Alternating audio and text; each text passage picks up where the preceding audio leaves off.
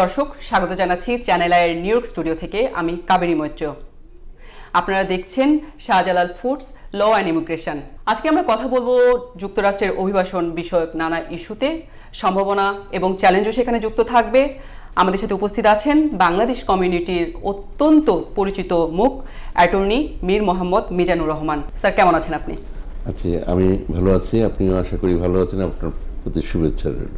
শুরুতেই আমরা একটু জানতে চাচ্ছি যে আমরা যেমনটি অনুষ্ঠান শুরু হবার আগে জানছিলাম আপনার কাছ থেকে যে আপনি অভিবাসন বিশেষজ্ঞ, কিন্তু শুরুটা করেছিলেন আসলে অন্য বিষয়ে পড়াশোনা করে। তো এই যাত্রাটা আসলে কেমন ছিল? ধন্যবাদ। আমি আপনার সাথে কথা বলার সুযোগ হয়েছিল একটু আগে। আমি বেসিক্যালি লোক প্রশাসন বিভাগের ছাত্র, ঢাকা ইউনিভার্সিটির। তার আগে মনসাই ক্যাডেট কলেজ থেকে আমি ম্যাট্রিক ইন্টারমিডিয়েট পাশ করি।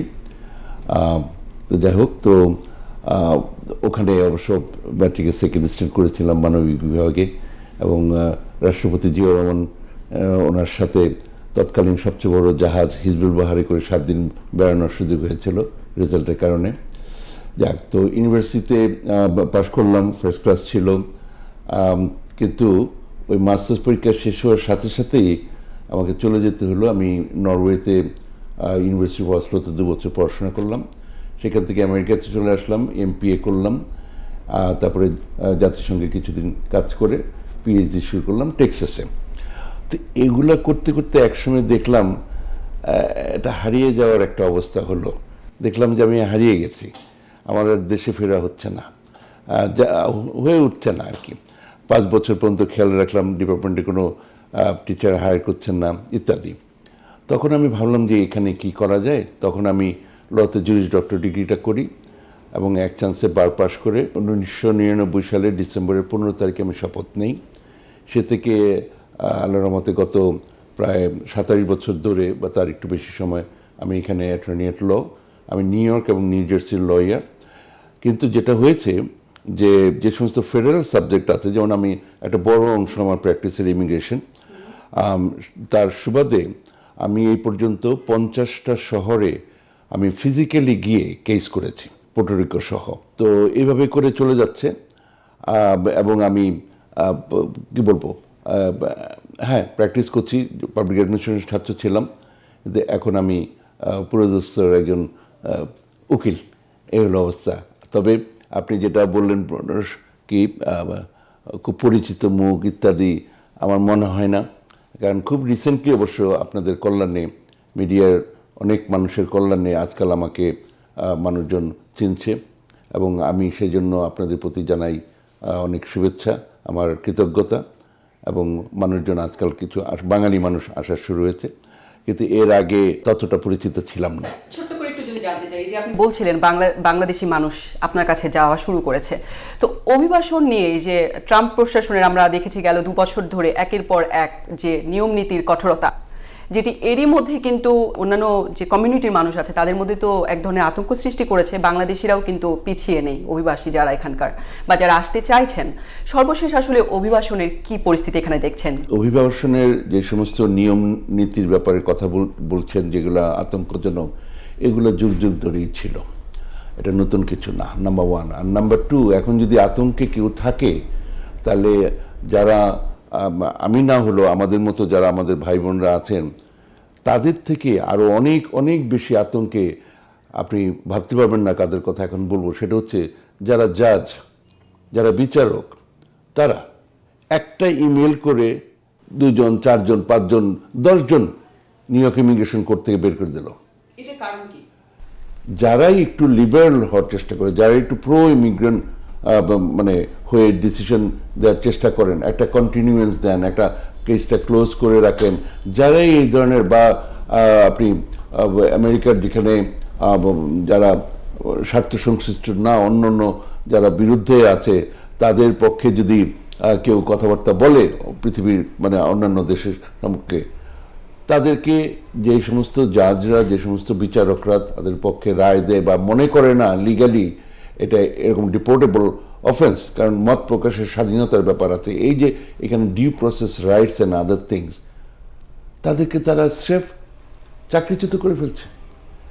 এই গত কিছুদিনের মধ্যে অন্তত 100 ইমিগ্রেশন জাজ gone, one fine morning they are not there. একটু ছোট্ট করে যদি আমি জানতে চাই এরই সূত্র ধরে, সেটা আমরা রিসেন্ট একটি গবেষণা দেখছিলাম, যেটা আমেরিকার ইমিগ্রেশন ইস্যুতে তারা বলছে যে গেল 10 বছরে প্রায় এই অভিবাসন সংক্রান্ত যে মামলা সেটি প্রায় ঝুলে গেছে, এবং বিচার প্রক্রিয়া যে রায় দিবে, গ্রিন কার্ড, ওয়ার্ক পারমিট সহ অন্যান্য যে ইস্যুগুলো আছে সেগুলো প্রায় নিষ্পত্তি হচ্ছে না। এখন যেটি 1 লাখ প্রায় 1,16,000-এর মতো মামলা ঝুলে আছে। তো এটার প্রভাব কি তাহলে এটার মধ্যে পড়ছে? যেমন আপনি বলছেন বিচারকদেরকে এখান থেকে সরিয়ে দেওয়া হচ্ছে যারা ইমিগ্রেন্টদের পক্ষে কথা বলছে, এটা কি সেটার একটি কারণ? আর নইলে অন্যান্য যে কারণগুলো আপনি যদি একটু বিশ্লেষণ করতেন। দিন দিন তো সবকিছুই কঠিন থেকে কঠিনতর হচ্ছে, কিন্তু আমি যখন প্র্যাকটিস শুরু করি, যেমন একটা আপিলের কেস বোর্ড অফ ইমিগ্রেশন আপিলসে 7 বছরও ঝুলেছিল, 4 বছর ঝুলেছিল, এরকম ছিল।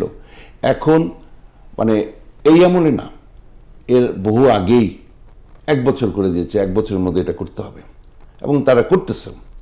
তো এইভাবে করে, যেমন আমার বেশ কয়েকটা ক্লায়েন্ট আছে, তারা একটু পরে কোর্ট কেসটা চাচ্ছে, একটু এক্সটেন্ড করতে চাচ্ছে টাইমটা, তারা রেডি না, আরও কাগজপত্র লাগবে, কিন্তু তারা এটা পাচ্ছে। এটা আসলে স্পেসিফিক কোন কোন ধরনের কেসের কথা আপনি বলছেন? যেমন আমি কোর্ট কেসে যখন একজনে রিমুভাল প্রসিডিংস, যেমন ডিপোর্টেশন প্রসিডিংসে আছে, এবং সেখানে যখন উনি আছেন, সেখান থেকে উনি হয়তো কোনো একটা রিলিফ অ্যাপ্লিকেশন ফাইল করেছেন, যেমন অ্যাসাইলাম, যেমন অ্যাডজাস্টমেন্ট অফ স্ট্যাটাস, যেমন ক্যান্সেলেশন অফ রিমুভাল, যেমন অ্যাবিউজ বেসড বিভিন্ন যে সেলফ পিটিশন আছে তার ভিত্তিতে গ্রিন কার্ড, এই ধরনের বিভিন্ন ধরনের জিনিস আছে। প্রতিটা ব্যাপারেই তারা যেটা করছে না, যেমন ইমিগ্রেন্ট পিটিশনটা পেন্ডিং আছে, ফলে এটা মানে এখন আগে 2 মাসেও হয়তো অ্যাপ্রুভ হয়ে যেত, এখন অনেক দিন লাগতেছে। কিন্তু সেই জন্য যে কেসটা পেন্ডিং রাখবে সেগুলো আগে করতো, অ্যাডমিনিস্ট্রেটিভলি ক্লোজ করে রাখতো, কিন্তু এখন করতে দিচ্ছে না, কারণ তারা ভীত, তারা যে এইভাবে করে রায় দিবে, হ্যাঁ, তাহলে তার নিজের চাকরিটা চলে যাবে। এবং গভর্নমেন্ট লয়ারও, তাদের মধ্যেও অনেক মানুষ আছে যারা প্রো ইমিগ্রেন্ট আছে, কিন্তু তারা সেটা এক্সারসাইজ করতে পারছে না। তার মানে বিষয়টা কি এরকম দাঁড়াচ্ছে যে বাংলাদেশ থেকে যারা আসতে চাইছেন ফ্যামিলি মাইগ্রেট হয়ে, কিংবা কর্ম ভিসায় EB1, EB2, EB3-র মতো যে ভিসাগুলো যারা এরই মধ্যে প্রসেস শুরু করেছে, কিংবা এখানে যারা এসে রাজনৈতিক আশ্রয় নিচ্ছে, বিভিন্ন কারণে ফাইল করেছে, তাদের মধ্যে কি আতঙ্কিত হবার কোনো কারণ দেখা যাচ্ছে কিনা ফলাফল নিয়ে? কিংবা যারা প্রসেসের মধ্যে আসবেন তাদের কি সুখবর কোনো কিছু দিতে চাচ্ছেন কিনা আপনি? আপনি আতঙ্কের কথাটা বলছেন কেন? হ্যাঁ, মানে আপনি মারামারি করেছেন, আপনার শাস্তি হবে, সেখানে আপনি আতঙ্কিত থাকতে পারেন, আপনার জেল জরিমানা হবে। আপনি কোর্ট কাছারি হচ্ছে অ্যাডভার্সারিয়াল জিনিস, আপনি আতঙ্কিত হবেন কেন? আপনি ফাইট করতে আসছেন, আপনি ফাইট করবেন, এখানে আতঙ্কিত হবেন কেন? এই যে কি সমস্ত কোন ছবিতে দেখা হয়েছিল না, বলছিল আমার নাম অমুক, আমি চাইলে না, আমি কাইরে লই। আপনি কেন ভিক্ষা চাবেন? কোর্ট কাছারিতে আমরা উকিল হয়েছি কি মানে দয়ার জন্য?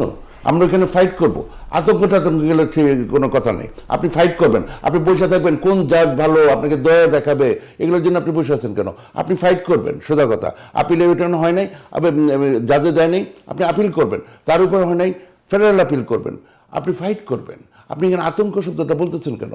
মানে যারা এগুলো বলে তাদেরকে আমাদের কাছে পাঠাবেন, সোজা কথা। এখানে আতঙ্ক চলবে না, এনে সোজা কথা, আমরা এখানে আসছি ফাইট করে টিকে থাকতে। এখানে যে ইমিগ্রেশন সংক্রান্ত যে লিটারেসি, সেটা কিন্তু বেশিরভাগ প্রবাসী যারা বাংলাদেশি বা যারা আসছেন নতুন, তাদের এই ধরনের আসলে ওই ধরনের লিটারেসির জায়গাটা খুব একটা বেশি নেই যতটুকু মনে হয়। কমিউনিটিতেও কিন্তু এটি নিয়ে অনেক রকম বিভিন্ন সময় আতঙ্কিত বার্তা ছড়িয়ে পড়ে, আমরা দেখেছি সামাজিক যোগাযোগ মাধ্যমেও কিন্তু ছড়াচ্ছে।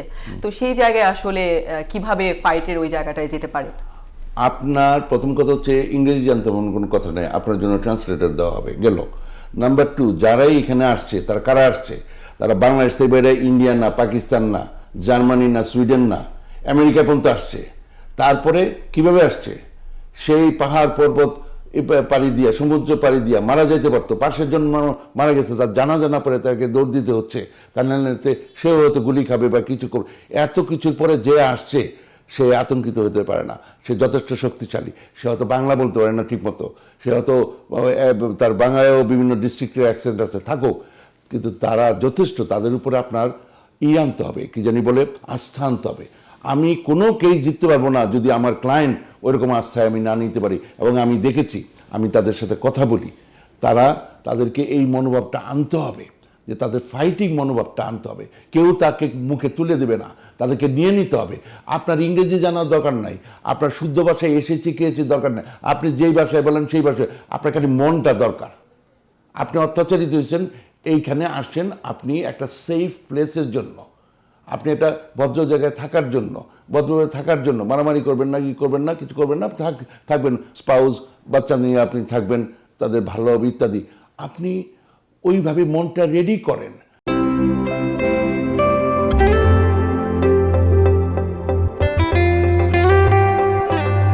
ভাল লাগে না, ভাল লাগে না, ভাল লাগে না, ভাল লাগে না, রোজ রোজ ঝামেলা ভাল লাগে না।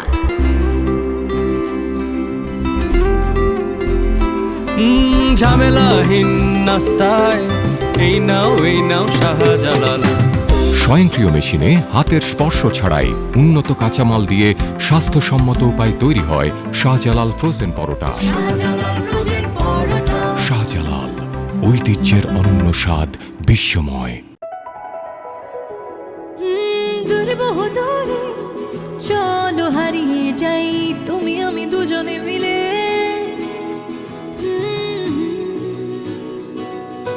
মিষ্টি মিষ্টি আদরে ভালোবাসার চাদরে হারিয়ে যাই দূরে বহু দূরে। লালা এভাবেই হারিয়ে গিয়ে ফিরে আসার গল্পগুলো বুনি শাহজালাল ফুড প্রোডাক্টসের বিস্কুট এবং ড্রাই ফ্রুটের সাথে। শাহজালাল, ঐতিহ্যের অনন্য স্বাদ, বিশ্বময়। আপনি প্রথমেই আমি এটা ভাবতে যাব যে ওরা আতঙ্কিত। আমি কোনো আতঙ্ক টাতঙ্ক বুঝি না। আসলে আশ্বস্ত করছেন, আমি কিন্তু আপনার আমি বিরোধী একটু দল। জানতে চাই আপনার কাছে। আমি আপনার বিরোধী দল, আপনি সরকারি দল না। আমি আপনার বিরোধিতা করতে চাচ্ছি। আমি ওইটা সূত্র ধরে একটু জানতে চাচ্ছি আপনার কাছে। সেটি হচ্ছে যে এখন যদি কেউ গ্রিন কার্ডের জন্য আবেদন করে কিংবা অভিবাসনের কোনো সুযোগ সুবিধা ইউএসএ নিতে চায়, সেখানে আসলে অ্যাকসেপ্টেন্স রেট কেমন দেখছেন? আমি এগুলোর কোনো অ্যাকসেপ্টেন্স রেট বলি না, কতদিন লাগে এগুলো বলি না। কেন বলি না? যেগুলা আমাদের কন্ট্রোলে নাই সেগুলোর উপর আমি কথা বলি না। আমার কন্ট্রোলে যেটা আছে আমি সেটা বলি। আমি কিছুদিন আগে একজনের জন্য অ্যাপ্লাই করলাম, আপনার 2 মাসের মধ্যে ইন্টারভিউ ডেট চলে আসলো। আমি গেলাম, এটা হিউস্টন টেক্সাসে ইন্টারভিউ হলো। আমি এয়ারপোর্টে যেতে যেতে আমাকে খবর পাঠালো যে I-130 ইমিগ্রেন্ট পিটিশন অ্যাপ্রুভ হয়েছে। পরের দিন I-45 অ্যাডজুডিকেশন হয়ে হয়ে গেছে, কি জানি বলে অ্যাপ্রুভ হয়ে গেছে। 7 দিনের মধ্যে কার্ড চলে আসছে। এগুলোও আছে। আবার আপনার প্রবলেম থাকলে হবে না, আপনার প্রবলেম থাকলে আপনার বা বিভিন্ন কিছু চাইতেই পারে, এবং আপনার হয়তো এটা হওয়ার মতো না। আপনি হয়তো আগে প্রতারণার কিছু আশ্রয় নিয়েছেন, সেগুলো উঠে আসবে, সেগুলোর জন্য আবার ওয়েবারের ব্যাপার আছে, সেগুলো করবেন। কিন্তু কথাটা হচ্ছে যে আপনি কেন ভাবতে যাবেন যে এটা খুব সহজ হবে? কোনো সময়ই সহজ ছিল না, কোনো সময়ই সহজ ছিল না। আপনাকে ফাইট করে একটা জিনিস নিতে হবে। আমরা যদি শোনেন, অবশ্যই সবাই জানে ট্রাম্প এটসেট্রা, কিন্তু এগুলা সব আমলেই আপনার কঠোরতা ছিল। আমরা হয়তো অতটা জানতাম না, সে হয়তো মুখে অত চিৎকার চেঁচামেচি করে। কিন্তু আপনি যেমন, আমি বলি আপনাকে, আপনার প্রথম টার্মে যখন আসলেন ট্রাম্প সাহেব, খবরদার ভাববেন না যে আমি ওই রিপাবলিকান বা ট্রাম্পের সাপোর্টার, সেটার ইস্যু না এখানে। আসলো, হঠাৎ করে দিল আগে যেটা ছিল ওটা বাদ দিয়ে, যে 1 বছর পরে অ্যাসাইলাম অ্যাপ্লিকেশন করে 1 বছর পরে আপনি ওয়ার্ক পারমিটে ফাইল করতে পারবেন। ঠিক আছে, গেল। তারপরে যখন বাইডেন সাহেব আসলো, এটা আবার 6 মাসে নিয়ে আসলো। সে তো আইসা আর এটা চেঞ্জ করে না, এখনো তো ওই 6 মাসই আছে। এরকম অনেক কিছুই আছে। ইভেন যুগ যুগ ধরে ছিল অ্যাসাইলাম পেলে তার 1 বছর পরে আপনি অ্যাপ্লাই করতে পারেন, কি জানি বলে গ্রিন কার্ডে অ্যাপ্লাই করতে পারেন। এখন এই ট্রাম্প সাহেবের আমলে পরের দিন আপনি গ্রিন কার্ডে অ্যাপ্লাই করতে পারেন। তো আপনি এই ভালো জিনিসগুলো যে অ্যাসাইলাম যারা করছেন তাদের এখন যে সাক্ষাৎকার নেওয়া হচ্ছে, সেখানে অনেকের ওয়ার্ক পারমিটও কিন্তু দিচ্ছে না। আগে তো এরকম মনে হয় ছিল না। Same rule. আপনি যদি যখন অ্যাপ্লিকেশনটা করলেন, তারপরে প্রথমে আপনার ওই ফিঙ্গারপ্রিন্টের একটা নোটিশ আসলো, আপনি গেলেন না, আপনার ক্লকটা বন্ধ হয়ে যায়। আপনি যদি আপনার কারণে, ধরেন আপনি চেঞ্জ অফ ভেন্যু করলেন, আপনি নিউ ইয়র্কে ছিলেন, আপনি ক্যালিফোর্নিয়া চলে গেলেন, আপনার ক্লকটা স্টপ হয়ে যাবে। এরকম বিভিন্ন কারণে হ্যাঁ আপনি কন্টিনিউয়াস চলেন, ক্লকটা বন্ধ হয়ে যাবে। এইটা সেম আইন আগেও ছিল, এখনও আছে। আপনি যদি এগুলো করেন বা চেঞ্জ করতে চান কিছু, তখন আপনার কারণে যদি এরকম কোনো এই রেগুলার প্রসেসটা ব্যাহত হয়, তাহলে আপনার ওয়ার্ক পারমিট হয় না। এটা নতুন কিছু না, এটা আগেও ছিল। আমি ওই যে বললাম, এই জন্যই বলে নেওয়া, আমি 27 বছর ধরে এখানে প্র্যাকটিস করছি। আমি ওই যে প্রখ্যাত বিখ্যাত এই সমস্ত শব্দ বলি না। আমি এক্সাক্ট টাইমটা দিলাম, আপনি বুঝে নেন। আমি যদি এখানে প্রত্যেকটা হারিও শিখছ কোথায়, ঠেকছি যেটায়, আমি ওই ঠেকে শিখেছি ধরেন। কিন্তু তারও আগে এখানে মানে কে কীরকম, অন্যরা কীরকম, ওটা আমি বলতে চাই না। আমি 5 বছর আগে চাকরি করেছি অ্যাজ এন অ্যাটর্নি, ফলে আই লার্ন প্র্যাকটিক্যাল থিং। এগুলো আগেও দেখেছি, এখনও আছে। আমার কাছে এগুলো কোনো আতঙ্কের ব্যাপার না। অভিবাসনের এই ডিটেলসটা আপনার মাধ্যম দিয়ে আমরা জানতে পারলাম। আরেকটু আমি জানতে চাচ্ছিলাম হ্যাঁ, বলুন। যে যখন একজন অ্যাজাইলাম থেকে গ্রিন কার্ড পেয়েছে কিন্তু সে দেশে যেতে চাচ্ছে, এখন আমরা দেখছিলাম যে নিউ ইয়র্কের জিএফকে সহ বিভিন্ন বিমানবন্দরে কিন্তু আইসের অভিবাসনের যারা সংক্রান্ত যেসব আইন শৃঙ্খলা বাহিনী আছে তারা কিন্তু আসলে সচেতন অবস্থায়, সতর্ক অবস্থায় তারা কিন্তু এখানে অবস্থান করছে। ফলে মানুষের মধ্যে একদমই ভীত সন্তুষ্ট একটা ভাব দেখা যাচ্ছে যে দেশে যাবে কিনা, কারণ অনেকের গ্রিন কার্ড কিন্তু বাতিল হচ্ছে। আমি খুব খুশি হলাম যে আপনি এই প্রশ্নটা করেছেন। এই বিষয়টি নিয়ে আসলে আমি জানতে চাচ্ছিলাম। Very good. এইটা আপনার সেই যে বললাম প্রথম থেকে এই আইন, আপনি বললেন যে দেশে যেতে আমার ভয় আছে, সেটা দিয়ে আপনি অ্যাসাইলাম পেলেন। দেশে আপনাকে পিটাইছে, আপনাকে মারছে, আপনাকে জেলে ভরেছে, গুম করছে, এটসেট্রা বললেন। আবার এখন ওই দেশেই আপনি যাচ্ছেন, তাহলে তো আর আপনার ওই ভয়টা নাই, তাহলে তো আপনার অ্যাসাইলামই থাকার কথা না। আপনি সিটিজেন হওয়ার আগ পর্যন্ত you are not suppose to go back to your home country. That's it. আপনি যাবেন কেন? আপনি বললেন যেটা দিয়ে আপনি গ্রিন কার্ডটা, যেটা দিয়ে আপনি অ্যাসাইলামটা করেছেন, আপনি বলেছেন আমাকে ওইখানে পিটায়, আপনাকে মারে, আপনাকে ধরে, অমুক করে, আমার করেছেন। আবার ওই দেশেই যা যেই মাত্র গ্রিন কার্ড হলো, পরে ওই রাত্রে আপনি গেলেন। আপনার তাহলে ভয়টা কোথায়? এবং আপনি একবার না যে আপনার মা খুব অসুস্থ, ডাক্তারছে, মৃত্যুপথ যাত্রী বা মারা গেছে, সেটা না। আপনি এখানে রেগুলার যাচ্ছেন, প্রতি বছর যাচ্ছেন, রেগুলার যাচ্ছেন 3 মাস পর পর। তা আপনাকে ধরবে না তো কাকে ধরবে? এটা তো ওই সিটিজেনশিপ পাওয়ার আগ পর্যন্ত যারা রাজনৈতিক আশ্রয় বা বিভিন্ন অ্যাজাইলাম প্রার্থী থেকে গ্রিন কার্ড পেয়েছেন, তাদের দেশে যাওয়ার জন্য একটু সতর্কতা অবলম্বন কোনো করা উচিত। সতর্কতার কিছু নাই। আপনি যাবেন, আপনি গ্রিন কার্ড সারেন্ডার করে দিয়ে যান, নাহলে ওরা নেবে। মানে আপনি দিবেন না ওনারা নিবে, সেটা হচ্ছে প্রশ্ন। আপনি যাবেন কেন? আপনি সিটিজেন হলে তখন আমেরিকান সিটিজেন, তখন আপনি সেই হিসাবে গেলেন। কিন্তু তার আগ পর্যন্ত আপনি বাংলাদেশে থাকলে আপনার গিয়ে তো ওখানে আবারও সে পিটানি খাওয়ার কথা। আপনি ওখানে যাবেন কেন? আপনি ওইটা চিন্তা করলেন কেন? আপনি যখন ওইটাই প্রবলেম না হয়, তাহলে তো আপনার কোনো অ্যাসাইলামই থাকে না। আপনি তো বলতেছেনই আমি অলরেডি পাস্ট পারসিকিউটেড এবং আমার well founded fear of future persecution, আবার আপনি যাচ্ছেন।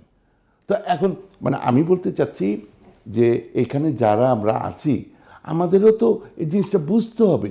আপনি গ্রিন কার্ড পেয়েছেন, আপনি ইন্ডিয়াতে যান, ফ্যামিলি ওইখানে আনেন।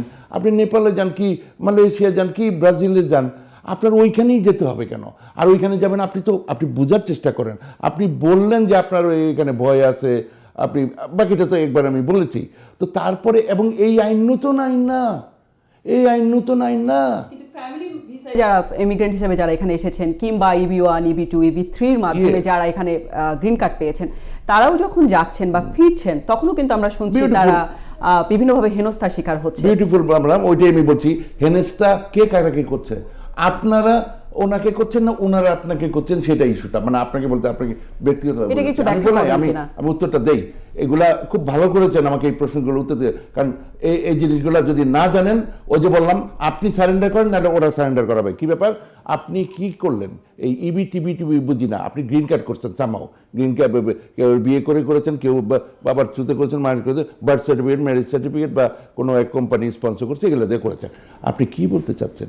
যে আমি এখানে পার্মানেন্টলি থাকতে চাই, এই হচ্ছে আপনার, এই কারণে আপনি গ্রিন কার্ডটা করেছেন। আপনি এখানে রেগুলার গিয়ে 11 মাস 3 দিন পরে আসেন, মানে এটা মানে কি ব্যাপারটা কি? আপনি এখানে পার্মানেন্টলি থাকতে চান না, তা আপনাকে ধরবে না তো কাকে ধরবে? আপনি এটা চাই, আপনি গেলেন কেন? আপনি 1 মাসের জন্য যান, মাঝে মাঝে 15 দিনের জন্য আপনি বেড়াতে যাবেন, কিন্তু আপনি ওইখানে গিয়ে 11 মাস থাকবেন, ওই লাস্ট মুহূর্তে আসবেন, আর আপনি চাবেন যে কেউ ধরবেন না। এটা আইন অনুযায়ী আপনি এটা পারেন না। এখানে আতঙ্কের কিছু নাই, হ্যারাস করার কিছু নাই। আপনি জাস্ট মানে জিনিসটা হচ্ছে খুব সিম্পল। আপনি যদি প্রতিবার যখন ফিরেন, এটা যারা জানে না তারা জেনে নেন, প্রতিবার যখন আপনি বর্ডারে আসেন, you are getting a new green card.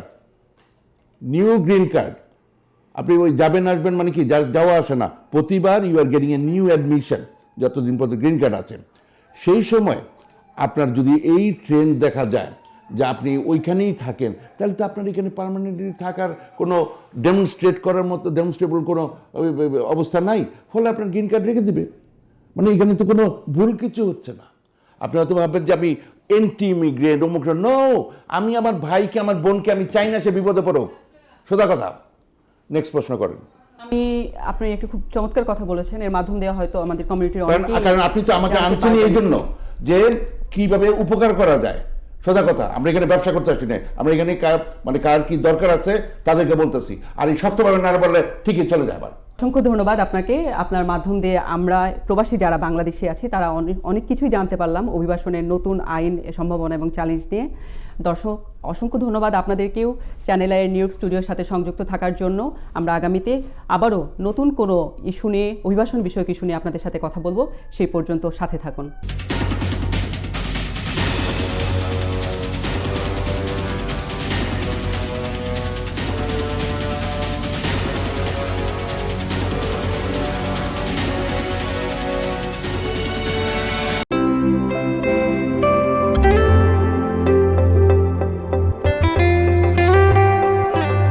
ভাল লাগে না, ভাল লাগে না, ভাল লাগে না, ভাল লাগে না, রোজ রোজ ঝামেলা ভাল লাগে না।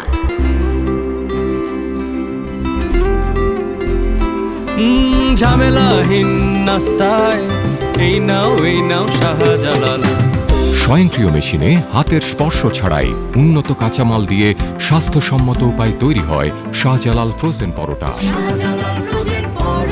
শাহজালাল, ঐতিহ্যের অনন্য স্বাদ, বিশ্বময়। দূরে বহু দূরে চলো হারিয়ে যাই তুমি আমি দুজনে মিলে।